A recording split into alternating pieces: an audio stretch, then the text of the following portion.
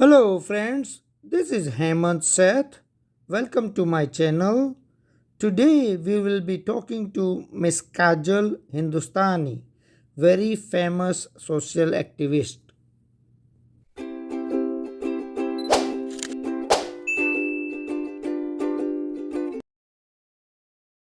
I don't but I demonstrated I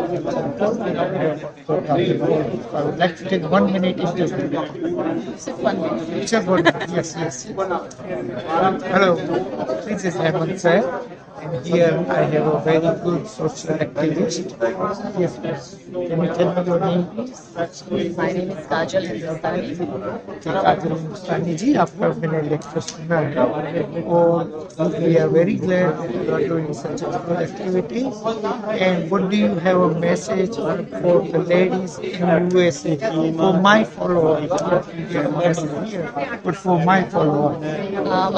महिलाओं से हम यही कहेंगे कि धर्म की रक्षा करना आपका दायित्व है, धर्म को सुरक्षित रखना आपका दायित्व है, धर्म के प्रचार प्रसार का करना कार्य आपका दायित्व है। तो आपको ही आगे आना पड़ेगा, क्योंकि नारी ही शक्ति स्वरूपा है और शक्ति का ही कार्य है डिफेंस का। इसलिए ये सारा सुरक्षा आपका दायित्व है, इसलिए आपको धर्म के कार्यों से जुड़कर धर्म को सुरक्षित रखना। धन्यवाद। बहुत ही सुंदर, बहुत ही सुंदर। तो लोग आसपास का सब भूल जाते, इवन फोन में भी नहीं देखते, इसकी हम एडवांस में गारंटी देते हैं। तो हमारे साथ एक आवाज और बुलंद आवाज ना, सभी के दोनों हाथ ऊपर होने चाहिए। बोलो सियावर रामचंद्र की जय, पवन सुत हनुमान की जय, उमापति महादेव की जय, रुक्मणी द्वारिकाधीश की जय, संतों की जय, गौ माता की जय, धर्म की जय, अधर्म का नाश हो, प्राणियों में विश्व का नमः पार्वती, हर हर हर महादेव। जय स्वामीनारायण, जय स्वामीनारायण, जय मोदी। भारत माता की जय, वंदे मातरम। स्वामीनारायण हिंदू टेम्पल का बहुत बहुत आभार प्रकट करते हैं। जब आए तो वो सब ये बोल रहे थे कि आप आए, आपका आभार। हम कहते हैं आपने हमें बुलाया, आपका आभार। देखो मंदिर है तो हम आज इधर कहते हैं, हम यहाँ मिले। अगर ये मंदिर ही नहीं होता तो क्या हम आज इधर एकत्रित होते हैं? एक छत है हमारे और यहाँ से भगवान का आशीर्वाद है। क्यों इम्पोर्टेंट है मंदिर, इस पर हम चर्चा करेंगे, लेकिन उससे पहले जब दीदी ने हमारा इतना सुंदर परिचय दिया, उसमें थोड़े थोड़े से स्वर और व्यंजन की गड़बड़ी थी, बट वो हम चला देंगे क्योंकि आप यहाँ हैं। तो उतना छूट है, पर दीदी आपने बहुत अच्छा परिचय दिया, हम आपके बहुत बहुत आभारी हैं। आप बहुत होमवर्क करके आए इस परिचय के लिए, लेकिन सच बताएं तो हमारा कोई परिचय नहीं है। जो आप है वही हम हैं, आपकी शक्ति ही हमें मिली है। लोग कहते हैं काजल दीदी ये कर रही है, वो जो हो रहा है महादेव की इच्छा से हो रहा है, और उनकी इच्छा के बिना तो पत्ता भी नहीं मिल सकता। हम तो बहुत छोटी सी राम जी की सेना की गिलहरी है कि उनका हुक्म है और हम ये कार्य कर रहे हैं, और हम सौभाग्यशाली है कि ये हमें अवसर प्राप्त हुआ। लेकिन इस सभागार में यदि हम सब उपस्थित है तो हम कुछ नहीं है, आप ही हमारी शक्ति है। हम सब एक शक्ति पुंज, एक ऊर्जा का स्रोत है इस सभागार में। तो परिचय दीदी आपने हमारा दिया, पर हमने कहा ना हमारा कोई परिचय नहीं। अब परिचय मैं आप सबका देती हूँ, विश्व के प्रत्येक हिंदू का देती हूँ, भारत के प्रत्येक सनातनियों का देती हूँ कि कौन हूं मैं। और जब जब मेरी वाणी में मैं आएगा तो समझिएगा मैं आप सबका परिचय दे रही हूँ, इस सभागार की सभी बहनों का और सभी भाइयों का और समस्त हिंदू का। क्योंकि मैंने कहा ना हमारा परिचय कुछ नहीं है, तो क्या है फिर परिचय? फिर से कहती हूँ, रिपीट कर रही हूँ, मेरी वाणी में जब जब मैं आएगा तो समझिएगा मैं आप सबकी बात कर रही हूँ कि कौन हूं मैं। अब परिचय दीदी हम दे रहे हैं, और वो हम तक सीमित नहीं है, अब वो सबका हो चुका है परिचय कि प्रणाम मैं हिंदू हूँ, प्रणाम मैं हिंदू हूँ, रुद्राक्ष की माला मैं भी मैं हूँ, कृपाल कटार और भाला मैं भी मैं हूँ, श्वेत भी हूँ और शुद्ध भी मैं हूँ, विरोध हो मेरे तो युद्ध भी मैं हूँ, इतिहास में वहां आंसू और खून भी मैं हूँ, अब जो कह के मिलेगा वो सुकून भी मैं हूँ कि इस धरती का मैं केंद्र बिंदु हूँ। प्रणाम मैं हिंदू हूँ। चिता की अग्नि, गंगा का पानी, सप्त ऋषियों सा ब्रह्म ज्ञानी भी मैं हूँ, सियावर राम का हनुमान भी मैं हूँ। भोला हूँ, सरल हूँ, तुम्हारा मित्र भी मैं हूँ। घोल भी दूं तुमको और घुल भी जाऊं तुम में, कुछ ऐसा चरित्र भी मैं हूँ कि इस धरती का मैं केंद्र बिंदु हूँ। प्रणाम, मैं हिंदू हूँ।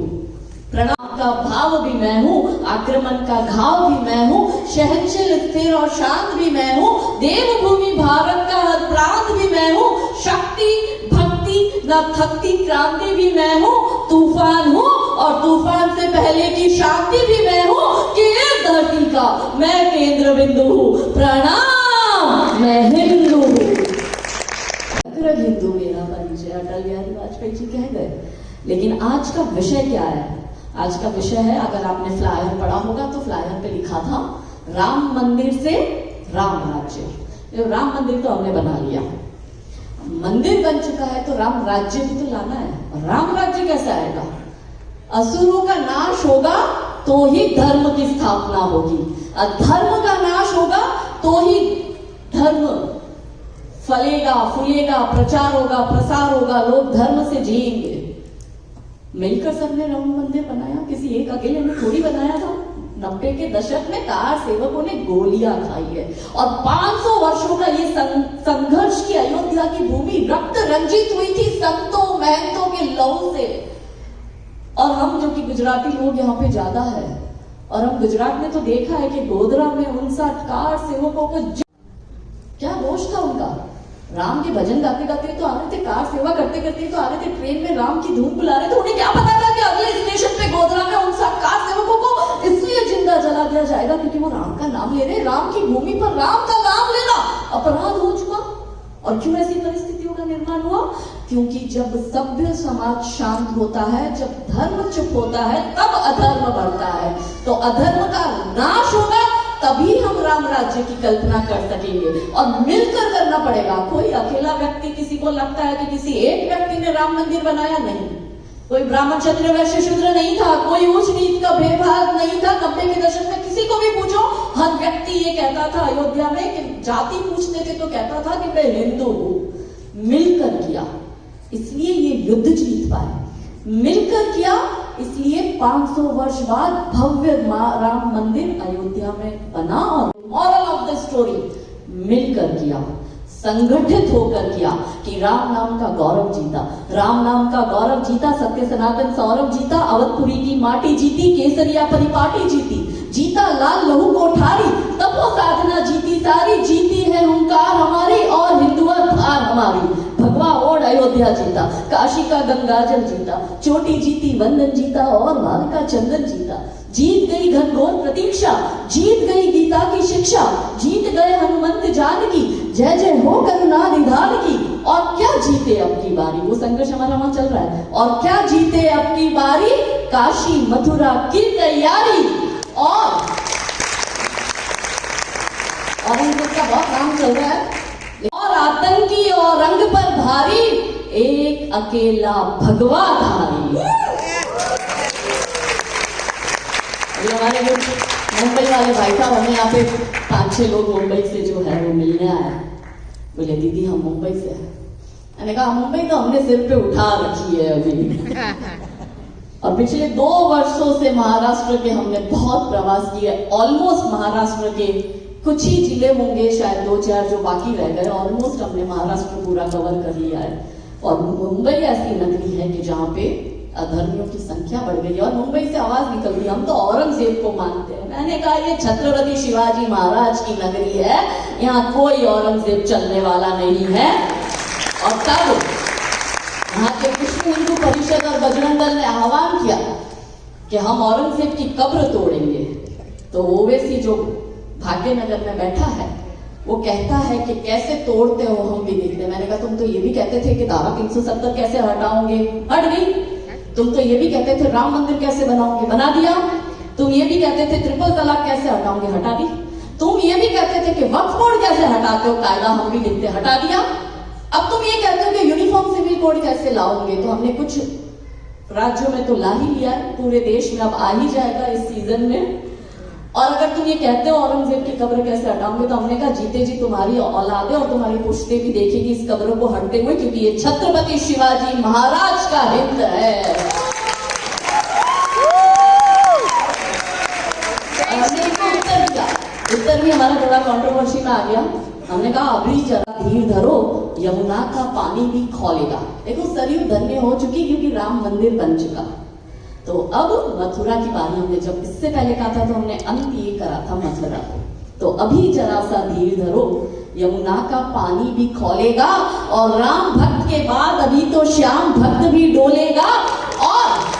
और जिस दिन गदा उठा ली पवन पुत्र बजरंगी ने, कब्र में लेटा औरंगजेब भी राधे राधे बोलेगा।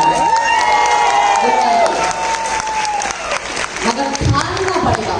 स्वामी विवेकानंद जी जब आज से 200 वर्ष पूर्व शिकागो आए थे तो उन्होंने अपने भाषण में तभी धर्म का प्रचार प्रसार करके गए थे। वो किसी अंग्रेज की अंग्रेजी बात नहीं माने थे, उन्होंने धर्म की बात रखी थी। और स्वामी विवेकानंद जी ने क्या कहा था कि ये भारत देश युवाओं का देश है, भारत माता को जगाना होगा, भारत के लाल को जागना होगा और भारत के युवा को इस देश को संभालना होगा और इस देश को बढ़ाना होगा। और धर्म का प्रचार प्रसार भी भारत के बच्चों को करना होगा, युवाओं को करना होगा। तब तो ना मैं इस तरह से निकली क्योंकि हम स्वामी विवेकानंद जी को फॉलो करते हैं। और स्वामी विवेकानंद जी क्या कहते हैं, अगर आप सत्य के मार्ग पे, आप धर्म के मार्ग पर है तो मैटर नहीं करता कि आपके अपने आपके विरुद्ध में हो, आपका समाज आपके विरुद्ध में हो, आपका राष्ट्र आपके विरोध में हो, या चाहे पूरी दुनिया क्यों ना आपके विरोध में हो। यदि आप धर्म के मार्ग पे और अगर आप अकेले भी रह जाते हैं फिर भी अंत तक संघर्ष करो। आज हम इसी देश में स्वामी विवेकानंद जी को पूरे विश्व में उनकी बात रखी थी और हम अगर उन्हें फॉलो करते हैं तो जीवन ज्यादा सरल हो जाता है, पता चल जाता है क्या करना चाहिए क्या नहीं करना चाहिए। पर समस्या क्या है, राम राज्य कैसे लाएंगे, उसके लिए क्या करेंगे, क्या परिस्थितियों का निर्माण हो रहा है। समस्या है तो समाधान भी है, पर समस्या से भागना कभी समाधान नहीं हो सकता है।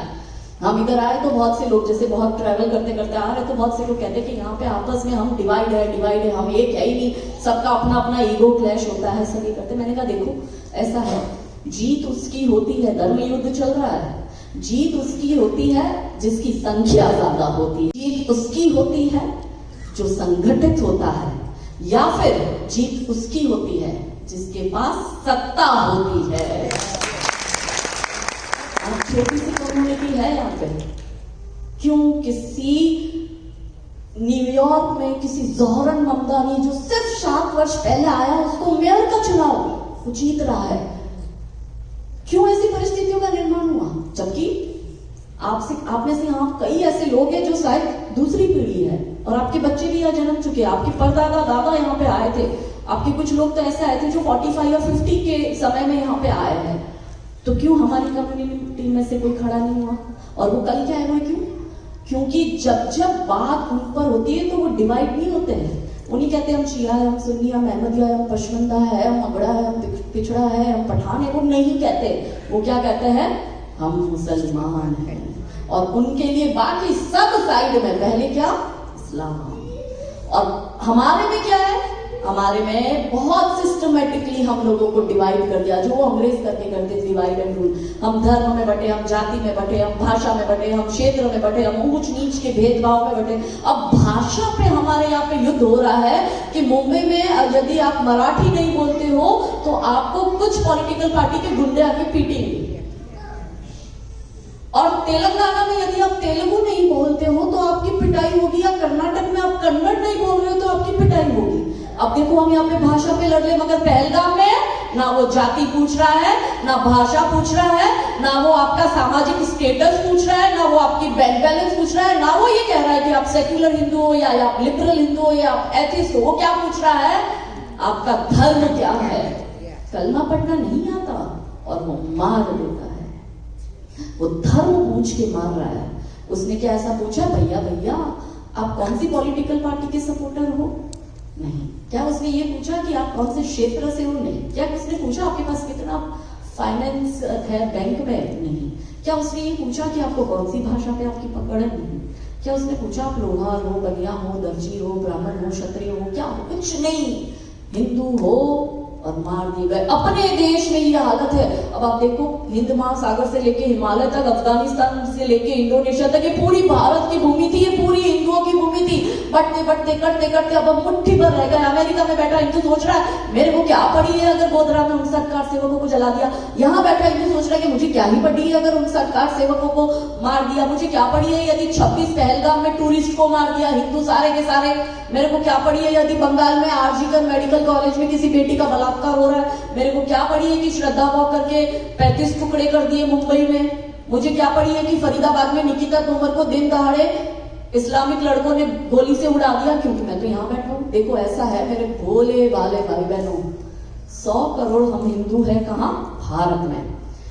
हम जहां 100 करोड़ है वहां हम अपने अस्तित्व के लिए, अपने सर्वाइवल के लिए लड़ रहे हैं। आपको लगता है कि 20 करोड़ और 30 करोड़ के देश में आप सुरक्षित हो? नहीं हो।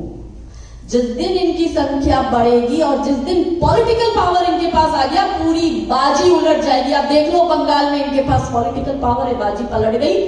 जम्मू कश्मीर में इनके पास पॉलिटिकल पावर था। 90 के दशक में 5 लाख कश्मीरी हिंदुओं को वहां से मारा, भगाया, जलाया, काटा, निकाला, लड़कियों का बलात्कार किया। ये सब हुआ। वो तब भी हो रहा था, वो अब भी हो रहा है। ऐसा नहीं है आप इस बात से खुश हो कि हमने मुगलों को हटा दिया, नहीं। वो तब भी थे, वो अभी भी है। वही मुगल मानसिकता आज भी हमारे बीच है, क्योंकि धर्म चुप रहा है, इसलिए अधर्म बढ़ रहा है। मां जगदम्बा ने जब महिषासुर का नाश किया तो इसी तरह से धर्म सभा बैठी और सब अपनी अपनी बात रख रहे थे। तो मां जगदम्बा ने ब्रह्मा विष्णु महेश को पूछा, सभी देवी देवता थे, उन्होंने कहा कि आपने इस संघर्ष के लिए मुझे क्यों चुना? आप तो तीनों त्रिकालदर्शी, आप तो चाहते तो चुटकी बजाते महिषासुर को खत्म कर देते थे, मेरे को क्यों चुना? तो महादेव तो त्रिकालदर्शी, उनको तो पता ही था कि ये जो सतयुग है इसमें महिषासुर है, त्रेता युग आएगा तो इसमें रावण आएगा, द्वापर युग आएगा तो दुर्योधन दुशासन आएगा, और कलयुग आएगा तो बाबर, औरंगजेब और इनकी नाजायज औलादे अब्दुल और आफ्ताब आएंगे। वो तो त्रिकाल ज्ञानी, उनको तो पता ही था। और ये लोग आके क्या करेंगे? ये लोग महिलाओं पर ही अत्याचार करेंगे, क्योंकि महिषासुर एक व्यक्ति नहीं, वो एक मानसिकता है। और ये मानसिकता क्या कहती है? क्योंकि धर्म को बचाने का कार्य सदैव नारी का है, इसलिए नारी के साथ शक्ति जुड़ा हुआ है। और हमारा ऋग्वेद कहता है कि माता निर्माता भवति, वो समाज का निर्माण करती है। जैसी माता होगी समाज भी वैसा ही होगा, उसकी पीढ़ियां भी वैसी होगी। माता में ही ये कैपेबिलिटी है, इसीलिए नारी को शक्ति स्वरूपा कहा गया है। और इसीलिए महादेव ने मां शक्ति को जवाब उत्तर दिया कि जब जब समाज में उसको ऐसा लगता है कि महिला समाज कमजोर है और वो महिलाओं पे एट्रोसिटी करेगा, वो महिलाओं के बलात्कार करेगा, तब ऐसे महिषासुरों का नाश सदैव नारी शक्ति ही समाज में करेगी। इसलिए ये कार्य आपको दिया गया था। चाहे माता दुर्गा हो, माता सीता हो, माता द्रौपदी हो, हर एक कालखंड में धर्म की स्थापना की निमित्त कौन रही? नारी शक्ति। और इस सभागार में भी मुझे बहुत हर्ष की अनुभूति हो रही है कि नारी शक्ति की संख्या पुरुषों से अधिक है।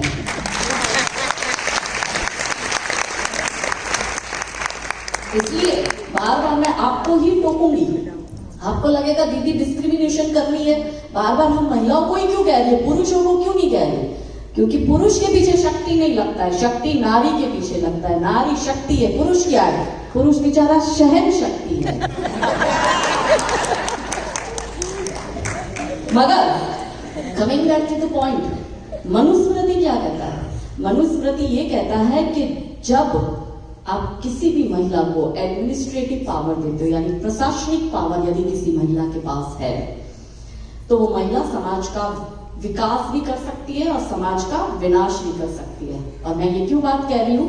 क्योंकि पहले माता होती थी निर्माता, अब माता क्या बन गई है? रील माता बन गई है।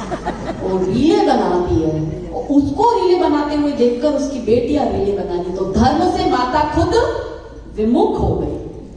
धर्म क्या है? जय श्री राम बोलना, या सिर्फ 2 टाइम दिए बत्ती, मंदिर में आके आप भी कर लो और दान पेटी में दान कर दो, ये धर्म नहीं है। धर्म को जीना पड़ता है। राम राज्य कैसे आएगा? जब हम राम को जानेंगे, राम की मर्यादा को जानेंगे, सीता के चरित्र को जानेंगे, सीता के जीवन को जानेंगे। एक स्त्री को क्या करना चाहिए, क्या नहीं करना चाहिए, पुरुष को क्या करना चाहिए, उसको क्या नहीं करना चाहिए, ये हमने सब राम से सीखा, राम से जाना, राम को मन में उतारना पड़ेगा, राम को जीना पड़ेगा। कहते हैं Hinduism is the way of life. क्यों है? क्योंकि हमें जीने का रास्ता बताया जाता है कि एक व्यक्ति को कैसे। पर क्यों समाज में ऐसा निर्माण समाज का हो रहा है कि आज हमें अपने सर्वाइवल के लिए बैटल करना पड़ रहा है, कि आज भी हमारा धर्म जो है वो सर्वाइव कर रहा है, और 1000 वर्षों से ये होता आ रहा है। क्यों? और हर एक कार्यक्रम में आप देखना, आप चाहे माता दुर्गा की बात कर लो, या आप रानी चिन्नम्मा हो, रानी अब्बका हो, रानी दुर्गावती हो, रानी कमलावती हो, रानी लक्ष्मीबाई हो, हमारे गुजरात की रानी नायका देवी हो, इन सभी महिलाओं ने सदैव धर्म के लिए संघर्ष किया। तो दीदी ने जैसे बताया कि हम 3 विषयों पे कार्य करते हैं। वो 3 विषय क्या है? लव जिहाद, लैंड जिहाद और धर्मांतरण। वो तीनों वो उस जमाने में नारी शक्ति कैसी हुआ करती थी कि रानी पद्मिनी 16,000 महिलाओं के साथ जौहर कुंड में कूदकर अपने शरीर का त्याग कर देती है। 700 वर्ष में, अभी अगस्त में आएगा माँ का हम लोग जौहर स्मृति दिवस मनाएंगे। 700 वर्षों में ऐसा क्या हो गया कि जहां किसी खिलजी की गंदी नजर या फिर वो खिलजी उसके मृत शरीर को छू भी ना पाए, इसलिए वो जौहर कुंड में कूदकर अपने शरीर का त्याग करती है। वहां आज हमारी बहन बेटियां हंसते हंसते जिहादियों से निकाह कैसे कर लेती है, ये चिंता का विषय है। क्यों? क्योंकि हमने खुद ने अपने समाज की बागडोर अपने हाथ में नहीं रखी। ये रिस्पॉन्सिबिलिटी महिलाओं की है, संस्कार महिलाओं को देने पड़ेंगे, संस्कृति महिलाओं को संभालनी पड़ेगी, क्योंकि गुरु वो है। हम लोग बात करते हैं विश्व गुरु बनने की। कैसे विश्व गुरु बनेंगे? ऐसे विश्व गुरु बनेंगे कि पत्नी अपने प्रेमी के साथ मिलकर अपने पति की हत्या कर देती है। क्या ऐसे विश्व गुरु बनेंगे कि उसके टुकड़े करके ब्लू कलर के ड्रम में भरकर उसको मार देती है? क्या ये हमारे संस्कार, ये हमारी सभ्यता हो सकती है? नहीं हो सकती है। हम गंदा देख रहे, हम गंदा खा रहे, हम गंदा जीवन जी रहे, हम धर्म से विमुख हो गए।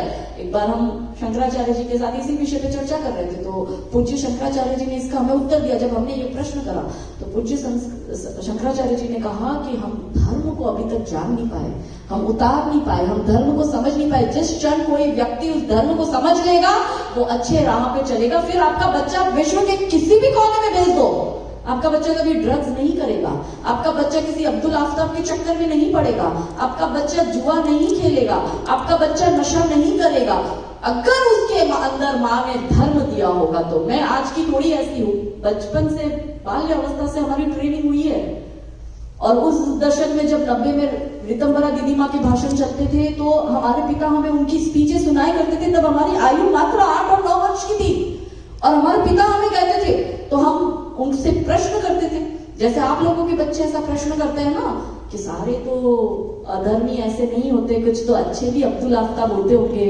आप कैसे ऐसी बात करते हो? हमारे अमेरिकन बच्चे जो यहाँ पे जन्मे वो तो बड़े सेक्युलर है और वो बड़े सोशलिस्ट है, और उनकी विचारधारा भी बड़ी बड़ी कॉलेज में पढ़कर उनको वामपंथियों ने अपनी विचारधारा जैसा बना दिया है। तो कहते सब तो एक जैसे नहीं होते, हम कहते सब एक जैसे है, क्योंकि ये सब किताब एक पढ़ते हैं। और वो किताब क्या कहती है? तो किताब ये कहती है किल द नॉन बिलीवर्स।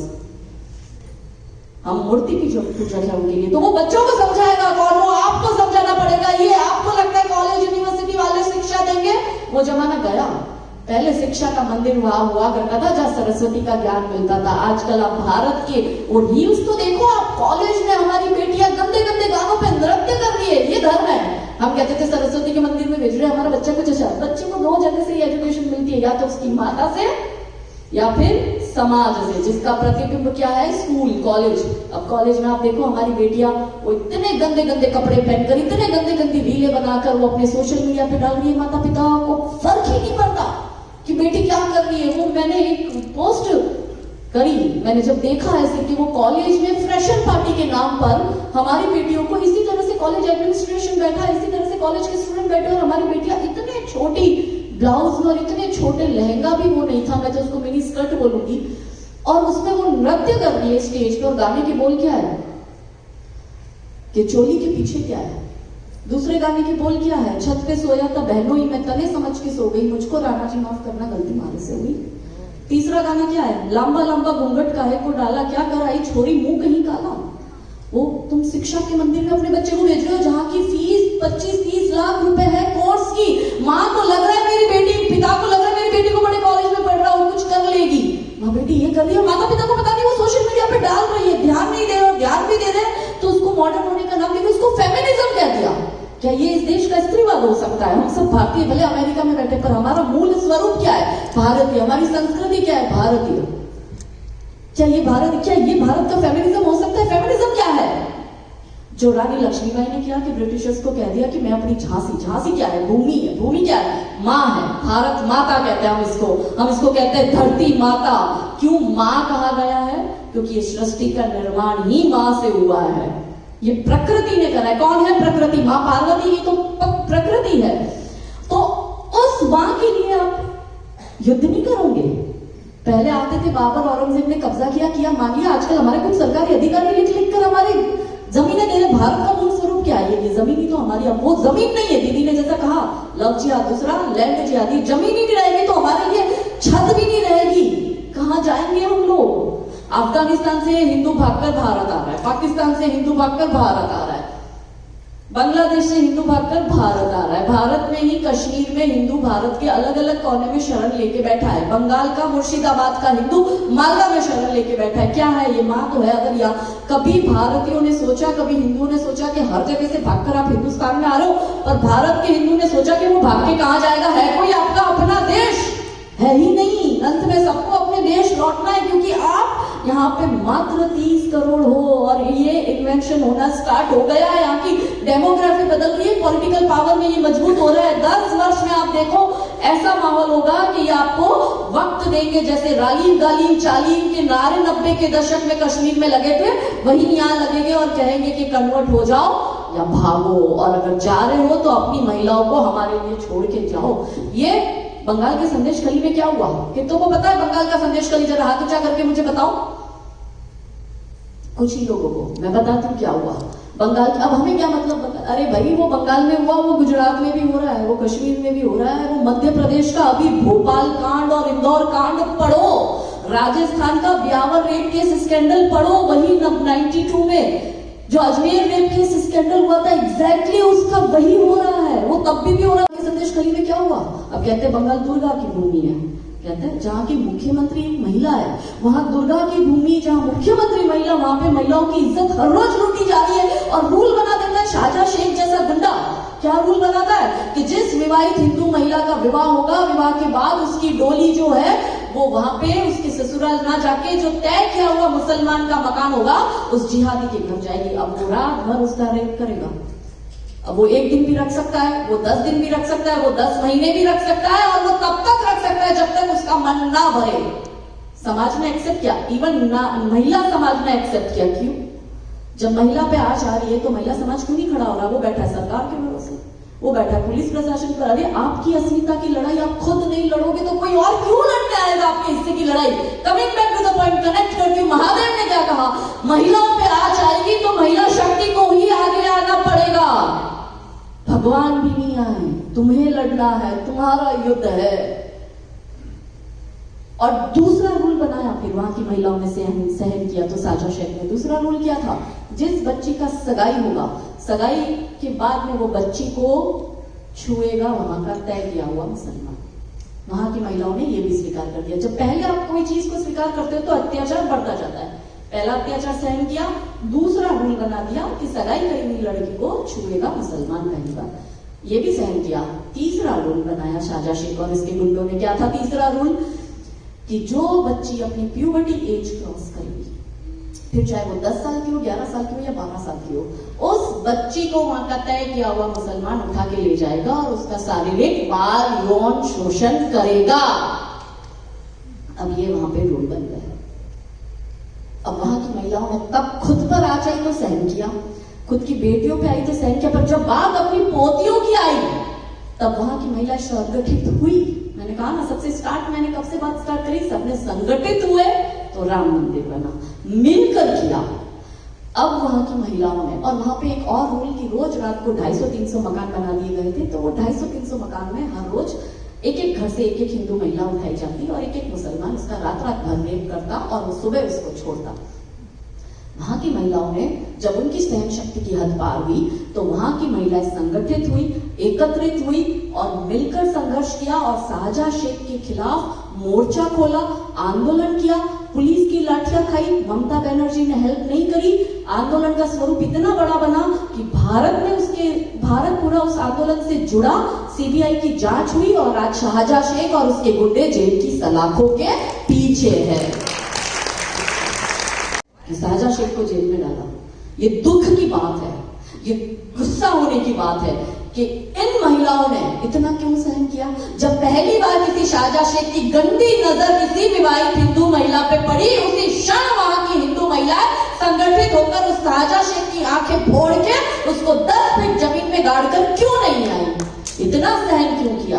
ये भगवान खुद कहते हैं कि दुर्योधन है, दुशासन है, दुर्योधन है, दुशासन है पग पर अवरोध खड़े, कुछ कुटिल काल के अनुयायी है, शकुनी से शैतान बड़े, कलियों से कोमल मूरत को कर देंगे पल में तार तार, मन के सारे श्रृंगारों को कर देंगे क्षण में चार चार, रणचंडी का तो रूप धार, हर दुश्मन पर तुम कर प्रहार, खन खन चूड़ी के मध्य उठे तलवारों के अद्भुत प्रहार, और पानी तक ना मांग सके, और पानी तक ना मांग सके जो तुझ पर आंख उठाएंगे, तब तुम खुद अपना चीर बचा लो, श्री कृष्ण कहां तक आएंगे, कहां तक आएंगे कृष्ण भगवान। किसी नेता की दी हुई कोई गारंटी काम आने वाली नहीं है, आपकी आत्मरक्षा ही आपकी सुरक्षा की गारंटी है। ये काजल हिंदुस्तानी आज आपको बोल के जा रही है। नारी का नाम शक्ति है और शक्ति के हाथ में सदैव शस्त्र होता है। हम अपना सेल्फ डिफेंस नहीं कर पा रही है। अब उसी बंगाल के कलकत्ता के आरजीकल मेडिकल कॉलेज में एक बिटिया, जिसको माँ बाप करोड़ों रुपए खर्च करके एमबीबीएस डॉक्टर बनाते हैं, उसको लगता है मेरी बेटिया आरजीकल मेडिकल कॉलेज का सबको पता है कलकत्ता वाला केस। अब आप देखो हमारी बेटियों को हमने कितना कमजोर कर दिया, क्योंकि हम खुद कमजोर हो गई, हम खुद अबला कहना चालू कर दिया। जहां शक्ति होता था वहां हम अबला कह रहे, हम खुद अपने लिए मांग रही है सरकार से आरक्षण कि हमें 33% आरक्षण दो, तो सरकार ने दे दिया तो हम खुश भी हो गए। कितनी विडंबना है, आरक्षण अपने आप में कमजोरी का शब्द है, वहां हम खुश हो रही है, मांग रही है।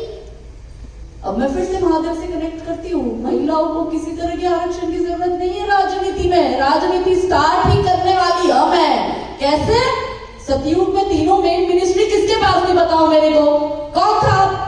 लक्ष्मी माता कौन थी? Finance minister. सरस्वती माता कौन थी? Education minister. और डिफेंस मिनिस्टर कौन था? दुर्गा माता थी। जब तीनों मेन मिनिस्ट्री माताओं के पास थी तो क्या हमें आरक्षण की आवश्यकता है?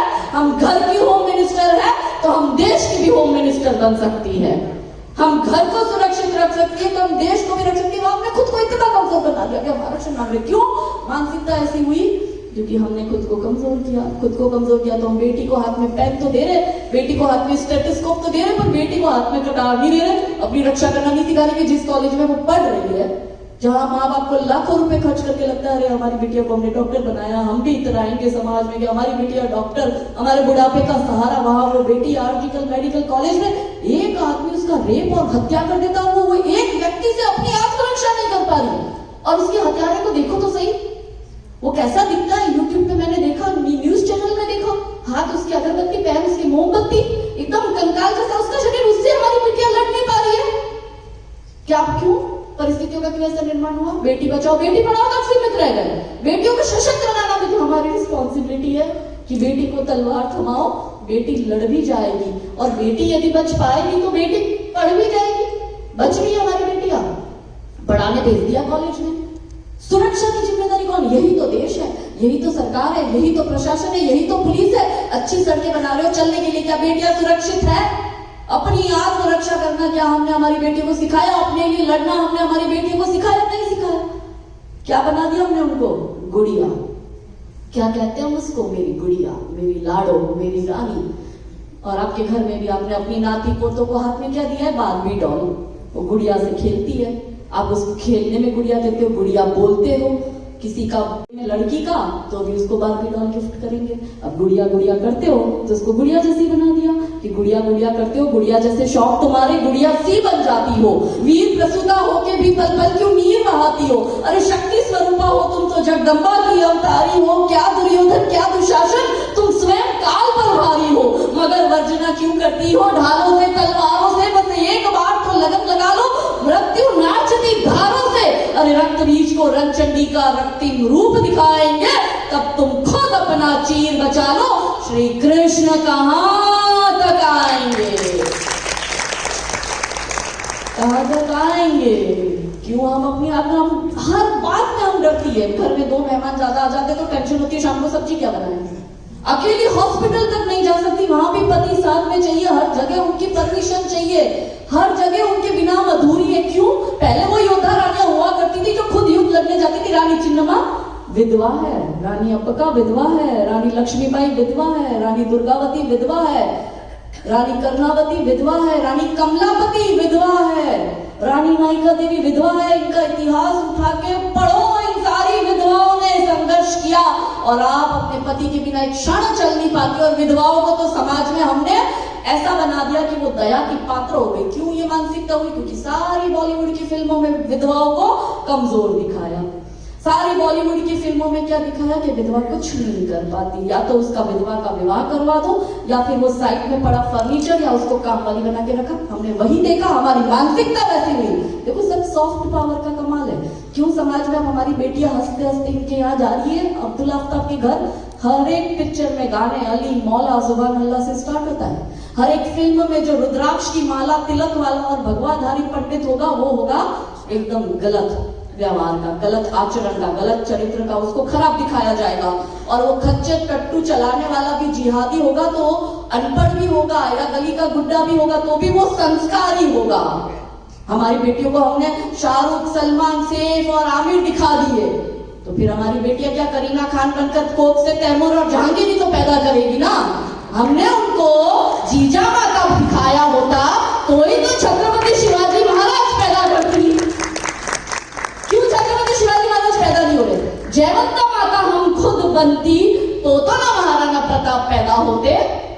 क्योंकि हम खुद ही, मैंने क्या कहा, हम बन गई है रील माता। वो गंदा देख रही है, वो माँ बेटी के आजकल वो रीलें चल रही है और वो माँ अपनी बेटी को स्कूल भेज रही है और स्कूल से उसका गंदा सा रील खुद ही उतार रही है और खुद ही अपने यूट्यूब चैनल पे, इंस्टा चैनल पे डाल रही है। और वो बेटी वो इतने छोटे छोटे कपड़ों में स्कूल के एनुअल फंक्शन में वो स्त्री 2 का गाना इधर भी बहुत चल रहा होगा, आज की रात का मजा मेरे हुस्न से लीजिए। और वो बच्ची छोटी 8 वर्ष की, ऐसे शब्दों के क्या मीनिंग होते हैं?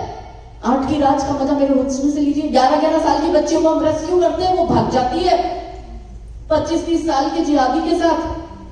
तो हम जब केस करने जाते हैं तो लड़की पर पॉस को तो लगता है जो वहां पे केस है बलात्कार का, उस पे केस होगा क्योंकि वो नाबालिग बच्ची। तो हमारी बच्ची क्या बोलती है हमको, नहीं उसने अब्दुल भैया ने रेप नहीं किया, मैंने अपने म्यूचुअल कंसर्न से उसके साथ सेक्सुअल रिलेशन में आई हूँ। 11 साल की बच्ची ये बोल रही है। ये चिंता का विषय, हम कैसे समाज का निर्माण करें, ऐसे विश्व गुरु बनेंगे, ऐसे हम राम राज्य लाएंगे। गुरु का मतलब होता है जो समाज को दिशा और दशा दे। गुरु वो होता है जो समाज को बताए कि किस तरह से जीना चाहिए और किस तरह से जीवन जीना है। वो हमें बताया राम जी ने है, मगर राम जी को कौशल्या मिली क्या? हमारे राम के पास है कोई कौशल्या? क्या है मंत्रा सुरफन का? ये बैठी है तो क्या पैदा होंगे? क्यों ऐसा आचरण? अब ये बात कोई पुरुष करेगा तो ये समाज कह देगा कि तुम मिसोजिनिस्ट हो और पुरुष पे स्टैंप लग जाएगा मिसोजिनिस्ट का। अरे भाई, एक मैं वो रील देख रही थी, यहाँ पे गुजरात के लोग ज्यादा है और वो गुजरात की लड़की है और वो मेरे पे बहुत गर्व है। तो मुझे अच्छा लगा, मैंने कहा अच्छा काम कर रही हो कि भाई गुजरात में रह रही है और कोई ऐसा काम कर रही है कि अपने इंटरव्यू में ये बोल रही है कि मेरे पापा को मेरे पे गर्व है। तो मैंने कहा चलो इसका अकाउंट देखते हैं, ऐसा क्या काम कर रही है, या तो मैं उसके साथ जुड़ूंगी या उसको हमारे इस संघर्ष में जोड़ूंगी। क्योंकि हमारा विषय है महिला सम्मान और सुरक्षा और हमारी बेटियां जा रही है जिहादियों के घर, हमारी बेटियां देख रही गलत है, हमारी बेटियां है गलत रास्ते में। जब उसके अकाउंट में देखा वो तो बेटियां खुद पूरी नंगी होके आ रही है और अर्धनग्न होके आके वो अपने कपड़े पहन रही है। पहले कपड़े कहाँ पहने जाते थे? बाथरूम में, रूम बंद करके। इंस्टाग्राम अब कोठाग्राम बन चुका है और पहले तो कोठे में जाने के लिए पुरुषों को पैसा देना पड़ता था। आजकल हमारी लड़कियां फ्री में ही कपड़े उतार रही है इंस्टाग्राम पे, और वो कपड़े उतार रही है, वो आधी नग्न होकर आ रही है, वो 2 पीस में आ रही है, वो इनर गारमेंट्स में आ रही है और फिर आके वो अपना ब्लाउज और वो लहंगा पहन रही है। और एक पिता जो अपनी बेटी को पूरी नग्न देख रहा है और वो बेटी अपने इंटरव्यू में कह रही है मेरे पिता को मुझ पे गर्व है। और फिर मैंने देखा अच्छा 40-50 हजार इसको लाइक्स मिल रहे नग्न होने के, और वो बेटी गर्व से कह रही है कि मेरे पिता को मेरे पे गर्व है। तो सोचो वो पिता कैसा होगा जो अपनी बेटी को नग्न होते हुए देख रहा है, पर उसको गर्व इसलिए हो रहा है क्योंकि इसको 40,000 लाइक्स मिल रहे हैं। कैसे समाज का निर्माण कर रहे हैं? पहले हुआ करते थे पिता ऐसे छत्रपति शिवाजी महाराज जैसे जो छावा पैदा करते थे और कहते थे कि लड़ना है। वो हमारे छत्रपति संभाजी महाराज 40 दिन तक औरंगजेब की यातनाएं सहन करते हैं। औरंगजेब जब हाथ की नाखून निकालता कहता है इस्लाम स्वीकार करो, छत्रपति संभाजी महाराज कहते हैं मैं इस्लाम स्वीकार नहीं करूंगा। दूसरा हाथ के नाखून निकालते कहते हैं इस्लाम स्वीकार कर, वो कहते हैं मैं इस्लाम स्वीकार नहीं करूंगा। पैर के नाखून निकालते कर इस्लाम स्वीकार, कहते हैं नहीं करूंगा। महाराज जी कहते हैं शरीर की चमड़ी निकालते कहते हैं इस्लाम स्वीकार कर, महाराज जी कहते हैं नहीं करूंगा। उसी चमड़ी निकाले हुए पे वो नमक और मिर्च डालकर कहते हैं इस्लाम स्वीकार कर, महाराज जी कहते हैं मैं इस्लाम स्वीकार नहीं करूंगा। आंखों गरम सड़िए करके उनकी आंखें छत्रपति संभाजी महाराज की फोड़ दी जाती है, पूछते कर इस्लाम स्वीकार, महाराज जी कहते हैं नहीं करूंगा। कहते हैं जिस जुबान से तू मुझे मना कर रहा है, औरंगजेब कहता है वही जुबान को मैं अब काट दूंगा, आखिरी बार पूछ रहा हूं कर इस्लाम स्वीकार। और छत्रपति संभाजी महाराज कहते हैं मैं इस्लाम स्वीकार नहीं करूंगा। और फिर महाराज जी के टुकड़े टुकड़े करके मार देते हैं। वही आज इतने वर्षों में क्या बदल गया कि हिंदू हंसते हंसते कन्वर्ट हो रहा है। 2 बोरी चावल पर हिंदू का धर्मांतरण हो रहा है, हमारे वंचित शोषित भाई बहनों का धर्मांतरण हो रहा है, हमारे वनवासी भाई बहनों का धर्मांतरण किया जा रहा है, हमारी बेटियों को उठाकर बुर्खा पहनाया जा रहा है।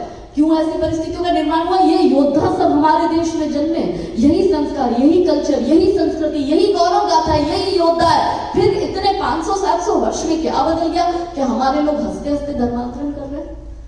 क्यों ये समस्या हमारे बीच उत्पन्न हुई? क्योंकि हम धर्म से विमुख हो गए। और धर्म सिखाना किसका काम है? माता का काम है। अभी आप सब यहाँ बैठे हो, आप अभी भी वर्ष में एक बार अपने गांव जाते होंगे, भारत के चाहे आप किसी भी राज्य में रह रहे हो। आपका जो बच्चा जिसकी एज अभी 20 वर्ष से 35 वर्ष का है वो नहीं जाएगा। और भूल जाओ आपके नाती पोते, वो तो जाने वाले ही नहीं है। क्यों? क्योंकि आपने रूल नहीं बनाया कि घर के हर बच्चे को हमारे साथ वर्ष में भले 10 दिन के लिए गांव आए। गांव छोड़ दिया, शहर छोड़ दिया, राज्य छोड़ दिया, देश छोड़ दिया, फिर बचा क्या? आपने जो अपने बड़े बड़े बंगले वहां भारत में बना रखे, आप वो छोड़कर यहाँ आ गए, अब आप वहां नहीं जा रहे। आप अगर जा भी रहे हो तो आपके बच्चे नहीं जा रहे। ये सोचो जब आप इस दुनिया से चले जाओगे तब आपके बच्चे नहीं जाएंगे तो उस घर पे कब्जा कौन करेगा? वो घर के बाहर बैठा अब्दुल जो पंचर बना रहा है वो देख रहा है कि इन्होंने ये बंगला हमारे लिए बनाया है। इनका तो एक बेटा रहता है अमेरिका में, वो थोड़ी आके यहाँ पे रहेगा। मैंने 18 पैदा किए भाई, अब्दुल की पूरी सेना और 4 उसकी रुखसाना अफसाना, वो रहेगी उसमें। शर्मा जी ने कहा बच्चा पैदा किया, अग्रवाल जी ने थोड़ी किया है, जैन साहब ने थोड़ी बच्चे पैदा किए, कपूर साहब ने थोड़ी बच्चे पैदा किए। हम है ना, हमने फौज की फौज लगा दी तो अब आप देखो वो आपकी जमीनों पे कब्जा कर रहे। ना बेटियां सुरक्षित, ना जमीनें सुरक्षित, ना मंदिर सुरक्षित, ना गौ माता सुरक्षित, कोई सुरक्षित नहीं है। राम का नाम लेने वाले हम अभी बचे हैं, हमारी जनरेशन तो मानती भी नहीं है। तो हमारा धर्म खत्म हो रहा है। इनका क्यों बढ़ रहा है? ये विश्व के किसी कोने में जाइए, अपना कल्चर नहीं छोड़ते। ये पहनेंगे बुर्खा, ये पहनेंगे टोपी, ये करेंगे 5 बार की नमाज, और हम नहीं करते। तो हम खत्म होते जा रहे हैं, ये समाज खत्म होता जा रहा है। और फिर क्या करेंगे? कैसे रहेंगे? कैसे बचेंगे? सर्वाइव कैसे करेंगे? मैंने कहा ना, जीत उसकी होती है जिसकी संख्या ज्यादा होती है। बचे हुए हैं हम नहीं। हमने हमारे योद्धाओं की गौरव गाथा नहीं सुनाई, बॉलीवुड वालों ने फिल्में नहीं बनाई स्कूल कैरिकुलम में, तो बाबर से लेके औरंगजेब की पीढ़ियां हमको रखवा दी गई है। तो बच्चों को सिखाएगा कौन? गलती बच्चों की नहीं है, गलती हम अभिभावकों की है, हम माता पिता की है कि हमने हमारे बच्चों को कल्चर से दूर रखा। एक हिंदू का बच्चा जो शुद्ध शाकाहारी है, वो हिंदू अमेरिका में आ जाता है, उसका बच्चा यहाँ पैदा, घर का बच्चा नॉनवेज कैसे खाने लग जाता है? प्रश्न करो क्यों ऐसा हो रहा है?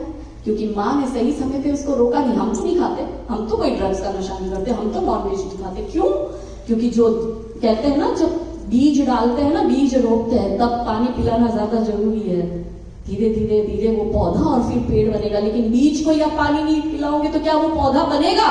नहीं बनेगा। बच्चों की जो आयु है उसमें हमें वो संस्कार का बीज रोपना पड़ेगा कि हमारा बच्चा दुनिया के किसी भी कोने में हो, कोई उसको कन्वर्ट ना करे। अब हम बच्चा एक पैदा कर रहे हैं, उसमें से भी अब हम कन्वर्ट होने लग गए हैं। हमें पड़ी नहीं, आप इधर निश्चिंत होके आ गए, आप लाखों रुपए कमा रहे हो। आप जाके अपने गांव की हालत देखो, जिस भी गांव में आप रहते हो, कैसे वहां पे कन्वर्जन चल रहा है, कैसे वहां बहन बेटियों को उठा के ले जाया जा रहा है, कैसे वहां पे जमीनों और मंदिरों पे कब्जा करा जा रहा है। मैं गुजरात से आती हूँ, यहाँ पे कितने लोग गुजरात से, जरा हाथ ऊंचे करके मेरे को बताओ। मैक्सिमम तो सब गुजराती बैठे हैं यहाँ पे। जाओ इस बार और तापी और डांग में जाके देखो वहां की हालत क्या है, वहां की समस्या क्या है। गांव के गांव पूरे के पूरे मिशनरी माफिया ने कन्वर्ट कर लिए। 1500 अवैध इन लोगों के पूजा स्थल बन चुके हैं, अवैध 1500। वहां पे आपको एक हनुमान का छोटा सा मंदिर देखने को नहीं मिलेगा। तो कैसे हम कराएंगे इनकी घर वापसी, कैसे इनको हमारे पास लाएंगे? जो वो कर रहे हैं वही हमें करना पड़ेगा। उनको मेडिकल हेल्प देनी पड़ेगी, उनको एजुकेशन हेल्प देनी पड़ेगी, वहां मंदिर बनाना पड़ेगा। तो कौन करेगा? वो आपकी रिस्पॉन्सिबिलिटी की। जब आप अपने गांव में जाओ तो अगर आप तन से काम नहीं कर पा रहे हो, क्योंकि आपको यहाँ रहना है, यहाँ कमाना है, फिजिकल प्रेजेंस आप वहां नहीं दे सकते, पर आप अपने मन में इच्छा जागरूक करो और अपने धन को वहां लगाओ कि वो लोग अपना जो बेस है उसको संभाल के रखे और वो कन्वर्ट ना हो। हमारे योद्धाओं ने इतना संघर्ष किया। क्या वो वीर सावरकर, भगत सिंह, चंद्रशेखर आजाद, सुभाष चंद्र बोस ने क्या ये खंडित भारत के लिए संघर्ष किया था? क्या वो फांसी पे खंडित भारत के लिए झूले थे? उन्होंने तो अखंड भारत के लिए संघर्ष किया था ना।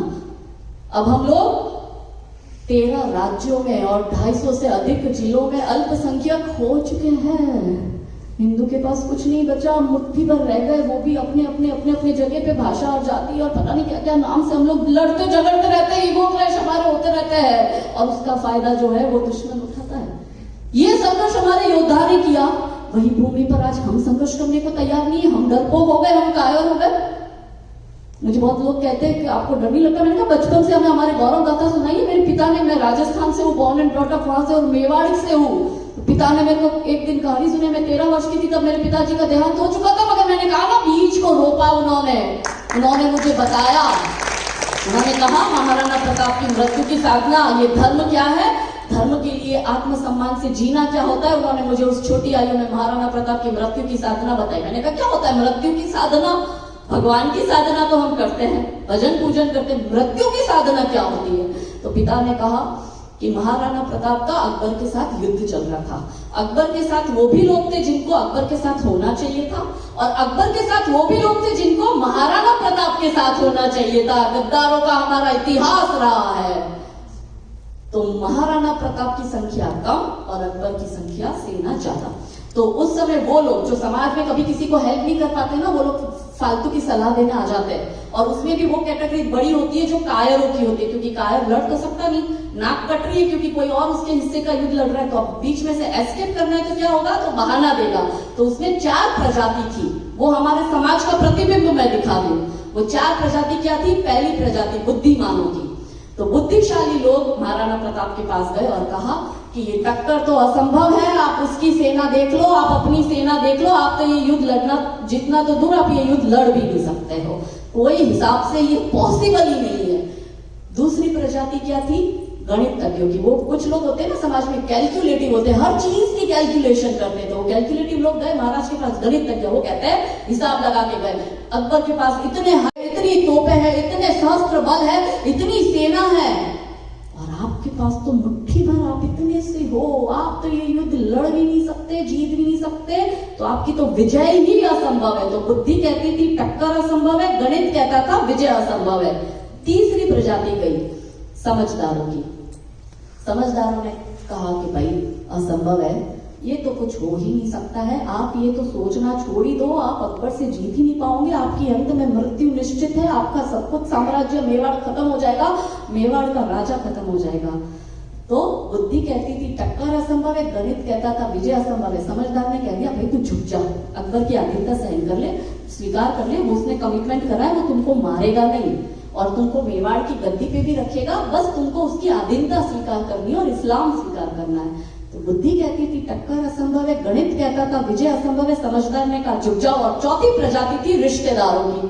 रिश्तेदार ठीक जानते थे कि भाई ये है बहुत ही स्वाभिमानी व्यक्ति, ये तो ना तो झुकेंगे ना अकबर की अधीनता स्वीकार करेंगे, ये तो हर हाल में युद्ध करेंगे चाहे परिस्थितियां कितनी विकट हो। तो एक काम कर, मेवाड़ को राजा की जरूरत है, तुम जीत तो नहीं सकते, काम करो भाग जाओ। तो बुद्धि कहती थी टक्कर असंभव, गणित कहता था विजय असंभव, समझदार ने कहा झुक जाओ, रिश्तेदार ने कहा भाग जाओ। उस क्षण महाराणा प्रताप ने करी मृत्यु की साधना और महाराणा प्रताप ने इन 4 प्रजातियों को प्रतिबिंब दिखाया। महाराणा प्रताप ने कहा कि जब मनुष्य का सम्मान के साथ जीना असंभव हो जाए तो मनुष्य को सम्मान के साथ मर जाना चाहिए। ये है मृत्यु की साधना। लोग मुझे पूछते आप कैसे, मैंने कहा हम भी केसरिया बाना पहन के निकल पड़े, उसी महाराणा प्रताप की संतान है। इस महान मातृभूमि के लिए, हमारे धर्म के लिए हम बलिदान देंगे, पर इन दुष्टों के आगे, इन कायरों के आगे ना तो हम झुकेंगे ना ही हम कन्वर्ट होंगे। मान नहीं देंगे, अपना मान नहीं देंगे, अपनी पहचान नहीं देंगे, अपने भारत की इंच भर भी भूमि दान नहीं देंगे और भारत माँ के टुकड़े कर दे, अब वो औरंग रहा नहीं और हिंदू फिर से गद्दारों को पाकिस्तान नहीं देंगे, नहीं देंगे। और इसके लिए जो संघर्ष करना पड़े हम करने को तैयार है। दीदी ने हमारे परिचय में कहा मैं 25-27 दिन ट्रैवल करी, मुझे क्या मिल रहा है? ये देखो मेरी स्किन काली पड़ गई, गोरी सी थी, ये जला दी मैंने। आप बढ़िया एसी में बैठे रहते हो, बातें करते हो, बहुत अच्छी फैमिली से आती हूँ, कोई कमी नहीं है मेरे परिवार में। और मैं तो इतनी सौभाग्यशाली हूँ कि मुझ पर तो तीनों माताओं की कृपा है। और मुझे जवाब देने ऊपर जाके तीनों माताओं को वो कहेगी सरस्वती माता मेरे को कि तेरे को बुद्धि दी, अच्छी वाणी दी कि तूने धर्म का काम क्यों नहीं किया, तुझे जब मनुष्य अवतार में नीचे भेजा क्या ऊपर मुंह लेके आ गई है? डांटेगी ना वो तो मेरे को। फिर वो मेरे को लक्ष्मी माता कहेगी तेरे को जन्म अच्छे परिवार में दिया, तेरा विवाह अच्छे परिवार में करा, तुझे कभी आर्थिक प्रॉब्लम होने नहीं दी, तो ये तो क्या ऊपर आ गया, तूने जाके समाज का काम क्यों नहीं किया? और दुर्गा माता कहेगी तुझे इतना साहस दिया, इतना शौर्य दिया, इतना शक्तिशाली बनाया, लड़ी क्यों नहीं तू धर्म के लिए?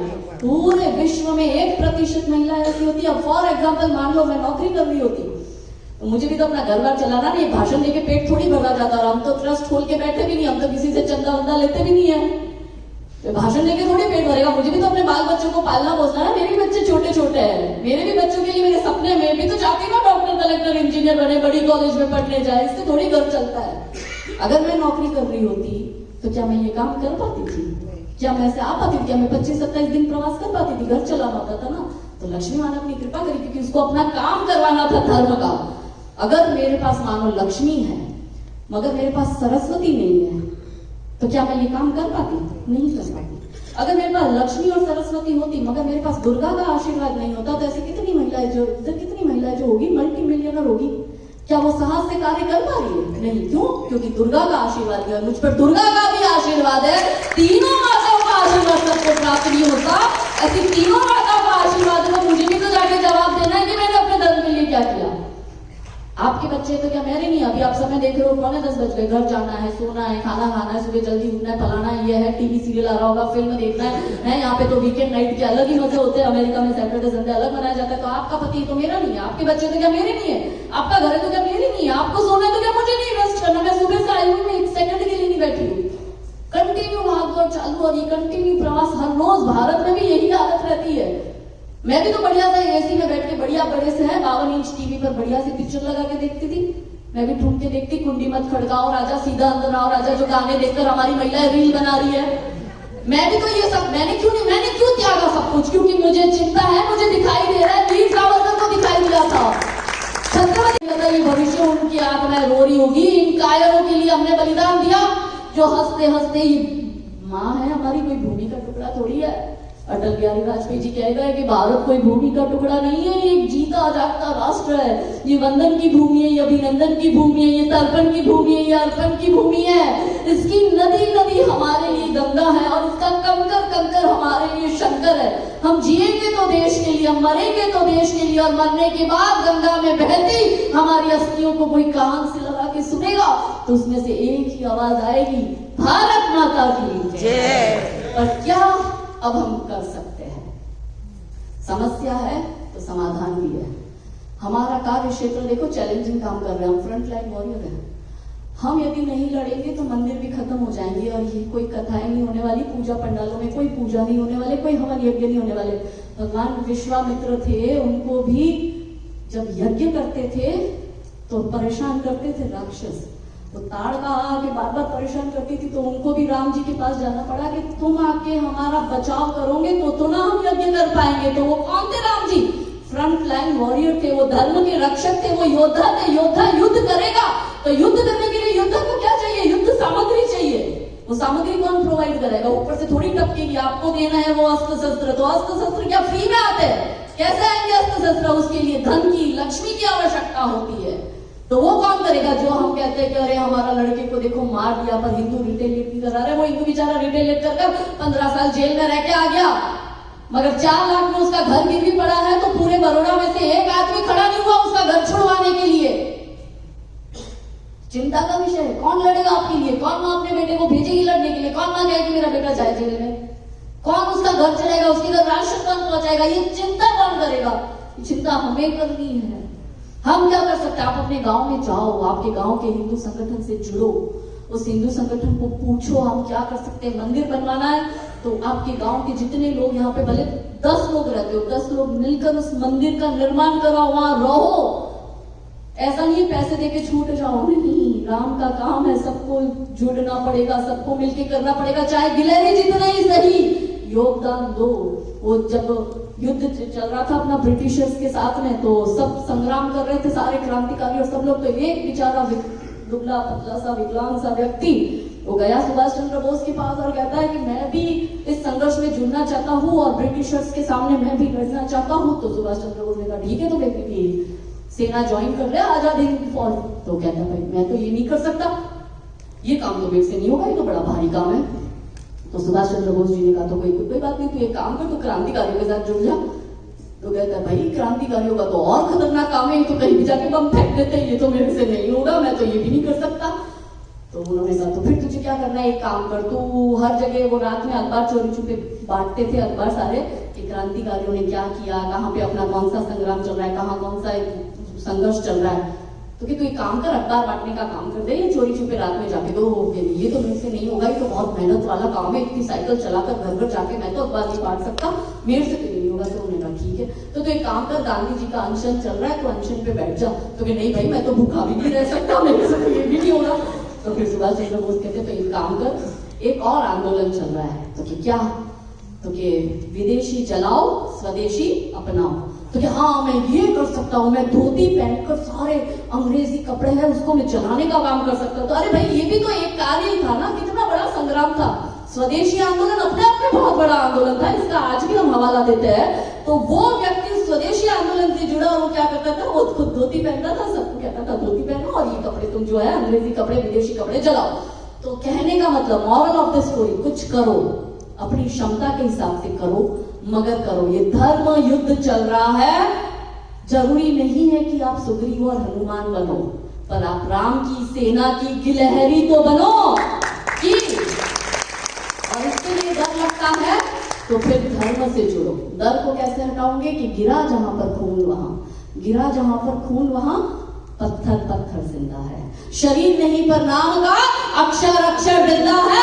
और जीवन की यही कहानी, अक्षर अक्षर गढ़ लेना और शौर्य कभी सो जाए तो प्रताप शिवा को पढ़ लेना, उनको पढ़ो तो शौर्य वहां से आएगा। हमने बचपन से ही गौरव गाथा पढ़ी इसलिए शौर्य आया। तो समाधान पे अब बात करते, समस्या पे चर्चा हो गई। तो समाधान नंबर 1 क्या करोगे?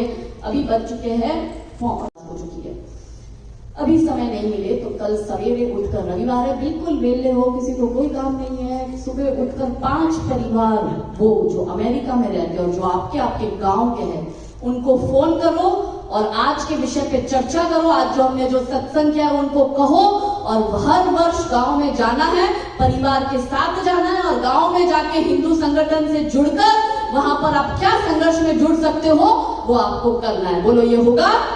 होगा मेरी बहनों? ऐसे यस बोलिए, ये करेगी होगा? यस होगा, होगा। है समाज सुधारक आप है, शक्ति आप है। और दूसरा कार्य क्या कर सकती हो? सेल्फ डिफेंस की ट्रेनिंग लेना सीख लो। आपको, आपके पति को और आपके बच्चे को आत्मरक्षा करनी आनी ही चाहिए। किसी नेता की कोई गारंटी काम नहीं आएगी, आपकी आत्मरक्षा ही सुरक्षा की गारंटी है। मैं बोल चुकी हूँ, वो देखो कन्हैयालाल दर्जी को उदयपुर में मार दिया, बकायदा उसका वीडियो बनाया, वीडियो बनाकर वो डाल भी रहा है और वो क्या कह रहा है, वो हथियार दिखाकर जिससे मारा, जिसपे लहू टपक रहा था कन्हैयालाल दर्जी का, उदयपुर वाले का, क्या बोला वो, इसी हथियार से कन्हैया दर्जी को मारा, मोदी अगली बारी तेरी है। उसको अभी 15 दिन पहले जज ने बेल पे छोड़ दिया। कितनी शर्म की बात है। वो बेल आउट हो गया, वो मोहम्मद घोष और वो जो दूसरा है ना, वो दोनों बेल आउट हो चुके हैं। आप पढ़ लेना न्यूज। अब कन्हैयालाल दर्जी को अपनी आत्मरक्षा करनी नहीं आती थी। दर्जी के पास तो सबसे बड़ा हथियार ऑल द टाइम होता है, इतना बड़ा कैची लेके बैठता है दर्जी। हमारे वहां पे, आपके यहाँ तो पता नहीं कैसी कैची होगी, लेकिन हमारे तो भाई वहां पे भारत में तो वो मेटल की होती है कैंची, और इतनी बड़ी कैंची रखता है दर्जी हमारे वहां पे। अगर उसको आत्मरक्षा करनी आती होती तो वो 2 लोग थे, तो एक के पेट में तो घुसाता ना कैंची इतनी बड़ी, वो दूसरा उसको संभालता, इतने में उसको बचने का टाइम मिलता है। यहाँ तो हथियार कर रहा है, क्योंकि न्याय व्यवस्था कमजोर हो गई। और न्याय व्यवस्था क्यों कमजोर हुई? क्योंकि महिला कमजोर हुई। महिला कमजोर हुई तो समाज कमजोर हुआ, समाज कमजोर हुआ तो न्याय व्यवस्था कमजोर हो गई। और आज ऐसा हो गया कि ये हत्यारे छूट रहे हैं, ये बलात्कारी छूट रहे हैं, इनको जज ये कह के छोड़ देता है बलात्कारियों को, every Sinner has a future. ये चिंता का विषय है। बलात्कारियों को ये कहते हो, जिस बेटी का बलात्कार किया, जिस 6 साल की बेटी का रेप करके उसकी हत्या कर दी, क्या वो 6 साल की बच्ची का फ्यूचर नहीं था? उड़ीसा के 2 जज, जस्टिस साहू और जस्टिस पटनायक, 2014 में एक 6 साल की बच्ची का अकील और आशिफ रेप करते हैं। 2022 में पॉक्सो कोर्ट उसको फांसी की सजा देती है। 2022 में वो उड़ीसा हाईकोर्ट पहुंचते और 2024 में उड़ीसा हाईकोर्ट ये निर्णय देती है कि अकील को तो पूरा छोड़ दिया, उस रेपिस्ट को जिसको पॉक्सो कोर्ट ने फांसी की सजा दी उसको छोड़ दिया, और जो दूसरा रेपिस्ट था अकील, उसका तो लिटरली जज साहब बायोडेटा बना दिया। जैसे marriage.com में अपने बेटे का बायोडेटा भेजते हैं कि बड़ी कन्या का, कोई अच्छी कन्या का उसके लिए विवाह प्रस्ताव आए, वैसे जज साहब उसका बायोडेटा बनाते हैं। और ये मैं कोट कर रही हूँ, कोर्ट में जब जज बोलता है तो एक एक शब्द लिखा जाता है। और उसने, जज ने क्या बोला आशिफ के लिए? आशिफ बहुत अच्छा लड़का है, उसने जेल में 5 टाइम की नमाज करता है। आसिफ ने अल्लाह के सामने अपने गुनाह स्वीकार कर लिए हैं, और आसिफ ने खुद को अल्लाह के सामने सरेंडर भी कर दिया है। आसिफ 12वीं तक पढ़ा लिखा है। आसिफ क्रिकेट बहुत अच्छा खेलता था, और हाँ, आसिफ फुटबॉल भी बहुत अच्छा खेलता है। आसिफ के पिता की डेथ हो गई, इसलिए आसिफ को मुंबई पेंटिंग काम करने के लिए जाना पड़ा। आसिफ की 2 कुंवारी बहनें हैं और एक विधवा माँ है। आशिफ को उस परिवार की आवश्यकता है। और मैंने आशिफ को पूछा कि आशिफ भैया, आपको जो पॉस्को कोर्ट ने फांसी की सजा एक 6 साल की बच्ची के रेप और हत्या में दी है, क्या मैं उसको माफ करके आपको आजीवन उम्र कैद में परिवर्तित कर दूं? तो आशिफ भैया कितने अच्छे, उन्होंने मेरा प्रपोजल स्वीकार किया कि हाँ मुझे उम्र कैद चलेगा। इतने अच्छे आशिफ को मैं छोड़ रहा हूँ और उसको उसकी सजा को कन्वर्ट करके आजीवन उम्र कैद में कर रहा हूँ, क्योंकि every Sinner has a future. तो कितनी शर्मफुल बात है, वो 6 साल की बच्ची का फ्यूचर नहीं था? वो 6 साल की बच्ची भी तो बड़ी होगी, डॉक्टर, कलेक्टर, इंजीनियर बनती थी, वो भी तो अपने बूढ़े माँ बाप का सहारा बनती थी। उस आशिफ की विधवा माँ दिख रही है, तो छोटी बच्ची नहीं दिख रही है। क्यों ऐसा हुआ? क्योंकि महिला समाज कमजोर हुआ। उड़ीसा की महिलाओं ने संघर्ष नहीं किया, और वो धरना प्रदर्शन नहीं किया, वो आंदोलन नहीं किया जो पहले करती थी नारियां। तो समाज कमजोर हुआ, क्योंकि महिला कमजोर हुई तो न्याय व्यवस्था की देखो धज्जियां उड़ाई जा रही है। ब्यावर रेप केस स्कैंडल तो पूछोगा, ब्राह्मणों की और क्षत्रियों की बेटियों के 10-10 लाख, और SC/ST कम्युनिटी बेटियों को फंसाने के 5-5 लाख दे रहा है, और वो लड़कियां खुद स्वीकार कर रही है कि हमारे रेट कार्ड बने हुए, वो भी देखो भोपाल में। और इंदौर का रेप केस स्कैंडल देखो, पूरा वो कह रहा है वो काम किया है, और 100 से ज्यादा लड़कियों के रेप किए, वीडियो बनाए, उनको ब्लैकमेल करा। सारी हिंदू लड़कियां पढ़ो जाके, घर पे जाके, भोपाल और इंदौर का, ये आपकी बेटी के साथ भी हो सकता है। यहाँ पे देखो संख्या, यूके गया है अपने हाथ से, आप देख रहे हो लंदन का हाल क्या है, वही आपके न्यूयॉर्क का हाल होगा यदि जौहरन मंदानी जैसे लोग मेयर आके बन जाएंगे तो। मैंने कहा ना, जीत उसकी होती है जिसके पास सत्ता, पावर, राजनीतिक बैकग्राउंड सब कुछ होता है। हम कुछ नहीं है, हम सिर्फ अपने में पड़े हैं, हम कुछ नहीं कर रहे हैं, हम अपना देख रहे हैं, मेरा परिवार, मेरी बीवी, मेरा बच्चा, मेरी बैंक बैलेंस। और एक दिन ये सब जाएगा। कितने वर्ष हो गए? 30 वर्ष से अधिक हो गए। कश्मीरी हिंदुओं को क्या अपना घर मिला वापस? नहीं मिला। कोई बचाने नहीं आएगा, कोई राजा, कोई मंत्री, कोई तंत्री, कोई नेता, कोई बचाने नहीं आएगा। आपको संगठित होकर इस युद्ध में पार्टिसिपेट करना पड़ेगा, इसलिए सेल्फ डिफेंस सीखो। तीसरा क्या कर सकते हो? हिंदू संगठन से जुड़ो।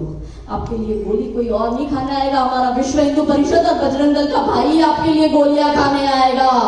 आपके रिश्तेदार, आपके पैसे, आपके पड़ोसी, आपके बिजनेस पार्टनर, ये आपको बचाने नहीं आएंगे। कोई सरकार नहीं आएगी, विश्व हिंदू परिषद बजरंग दल ही बचाने आएगा। इसलिए हिंदू संगठन से जुड़ो। और क्या कर सकते हो? और बाहर का भोजन जो करते हो वो बंद कर दो। देखो कौन बना रहा है, उसमें वो थूक रहा है, वो मूत रहा है, वो अंदर नपुंसकता की दवाई मिला रहा है। हिंदू वैसे ही एक बच्चा पैदा करते हैं, हिंदुओं की प्रजनन क्षमता कम हो चुकी है। मैं पिछले वर्ष उड़ीसा में थी, तो वहां के एक बड़े डॉक्टर के घर रुकी जिसकी IVF की हॉस्पिटल थी।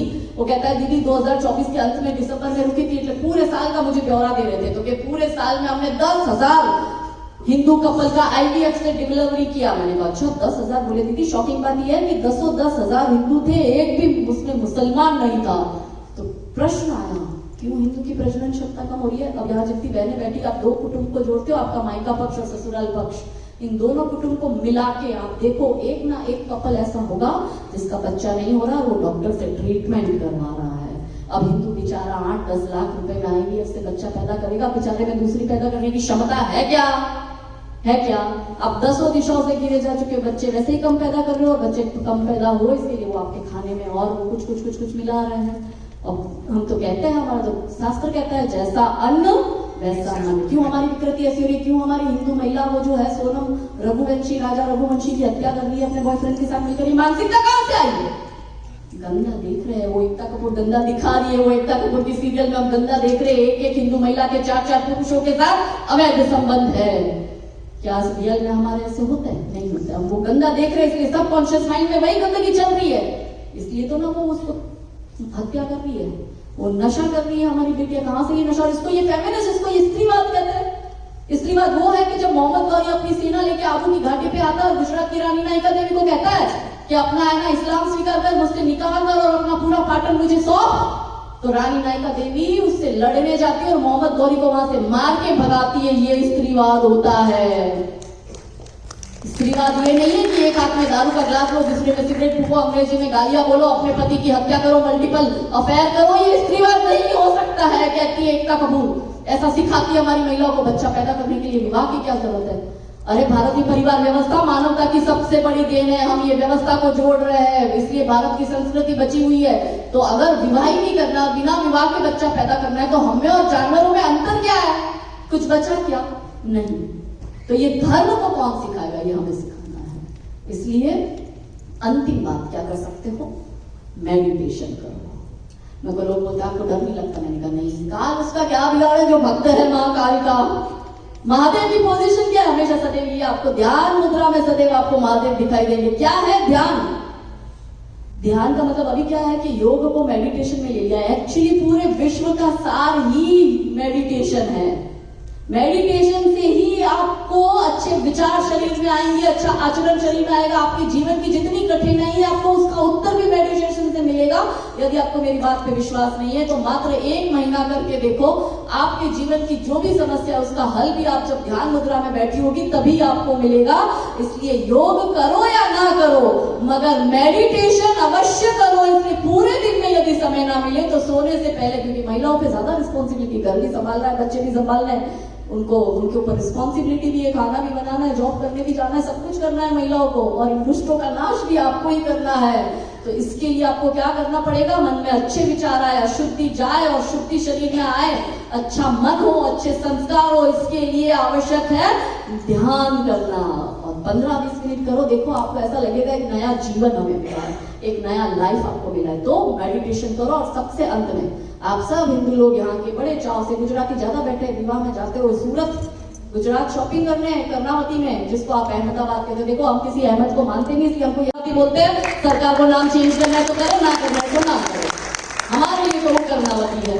आप वहां जाते हो बड़े बड़े सेंटर्स में, कर्नावती, सूरत, वहां जाके शॉपिंग करते हो। शॉपिंग किसके पास आप करते हो? वो अब्दुल भैया के पास जाके करते हो, जो 2 रुपए आप उस हरे चादर वाले के यहाँ जाके चढ़ा रहे हो, उसी से आप अपने पति का सफेद कफन खरीद रही हो। वो पहलगाम में बोल दिया, पत्नी के सामने बेटे और पति की हत्या हो रही है, नाम पूछ के, धर्म पूछ कर। इसलिए moral of the story, be Hindu, buy from Hindu, employ Hindu. आपका दर्जी हिंदू होना चाहिए, सब्जी भाजी वाला हिंदू होना चाहिए, दूध वाला हिंदू होना चाहिए, रिपेयरिंग वाला हिंदू होना चाहिए, लेबर वर्क वाला हिंदू होना चाहिए, आपका टीचर, ट्यूशन टीचर हिंदू होना चाहिए, डांस टीचर हिंदू होना चाहिए, जिम वाला हिंदू होना चाहिए, पीओपी का काम करने वाला हिंदू होना चाहिए, फर्नीचर का काम करने वाला हिंदू होना चाहिए। आपकी शुद्ध हिंदू इकोनॉमी होनी चाहिए। इसलिए हिंदू बन जाओ, हिंदू से सामान लो, हिंदू को ही रोजगार दो। तो इतना होगा, करोगी? और गाँव में अपने यहाँ पे जब मैं अभी एक विवाह अटेंड करके आई तो वहाँ महाराज जी ने मुझे एक बात कही है। वो महाराज जी डेलास के हैं और महाराज जी ने हमें बात कही है कि दीदी ये बात अवश्य सबको जाके कहना कि अमेरिका में विवाह करते हैं तो इनके जो टेंट वाले होते हैं, इनके जो म्यूजिक वाले होते हैं, वो सब अब्दुल आफ्ताब होते हैं। इनके जो कैटरिंग वाले होते हैं वो अब्दुल आफ्ताब होते हैं। तो इनको बोलो कि हिंदुओं के पास ये सब करवाना स्टार्ट करो। और शॉपिंग बोले दीदी ये सब जाते हैं वहां पे, वो महाराज जी को सब आपकी बोले पता है। उन्होंने कहा मैं पूरे 30 वर्षों से काम कर रहा हूँ, अमेरिका में इतने लोगों के विवाह, 800 लोगों के विवाह करवा दिए। बोले ये सब गुजराती लोग शॉपिंग वहां सूरत में जाके अब्दुल आफ्ताब के यहाँ से बहनें सस्ता सस्ता मिले इसलिए वहां से लेके आ रही है। आप कफन तैयार कर रहे हो अपनी पीढ़ियों का, अपने नाती पोतों का, अपने पति का, अपने बेटों का, इसलिए उनके पास से सामान खरीदना बंद करो। तो कविता की हम पंक्ति आपको समर्पित करके अपनी वाणी को विराम देती हूँ कि थे चले इतिहास लिखने, थे चले इतिहास लिखने, मृत्यु से घबरा रहे हो, चाहता बलिदान है रण और तुम घर को आ गए हो। ये अहिंसा मात्र भ्रम है, ये अहिंसा मात्र भ्रम है, शत्रुओं का जाल है ये, मान लो तुम बात मेरी, हिंदुओं का काल है ये। यदि अहिंसा पूज्य होती श्री कृष्ण क्यों गीता सुनाते, और शांति है तो युद्ध निश्चित, भेद क्यों हमको बताते, कायरों की भांति तुम क्यों युद्ध से कतरा रहे हो, चाहता बलिदान है रण और तुम घर को आ गए हो। सो रहे हैं जो अभी तक दर्प सारे जाग जाए, सो रहे हैं जो अभी तक दर्प सारे जाग जाए, अब उठो घोष करो कि सर्प सारे भाग जाए। ये समय संग्राम का है, तुम स्वयं से टकरा रहे हो, चाहता बलिदान है रण और तुम घर को आ गए हो। तो भेद सारे भूलकर, अंतिम पंक्ति, भेद सारे भूलकर और वर्ण सारे भूलकर, भेद सारे भूलकर सोचो कि हम अतिरेक है और भींच लो सब मुट्ठिया, बोलो कि हिंदू एक है, बोलो कि हिंदू एक है, बोलो कि हिंदू एक है। तो आज मैंने सूरज से बस जरा यूं ही कहा, आपके धर्म में इतना अंधेरा क्यों रहा, तम तमा के वो दहाड़ा, बोला मैं अकेला क्या करूं, तुम बेफिक्रों के लिए मैं भला कब तक लड़ूं, आकाश की आराधना के चक्करों में मत पड़ो, संग्राम ये घनघोर है, कुछ मैं लड़ूं कुछ तुम लड़ो, बोलो सियावर रामचंद्र की जय, सुत हनुमान की जय, नमः पार्वती। फिर से वड़ताल धाम स्वामीनारायण टेम्पल का बहुत बहुत आभार, धन्यवाद। मदन मोहन भाई की बातें मान लिया करो, कहते वो करा करो। धन्यवाद।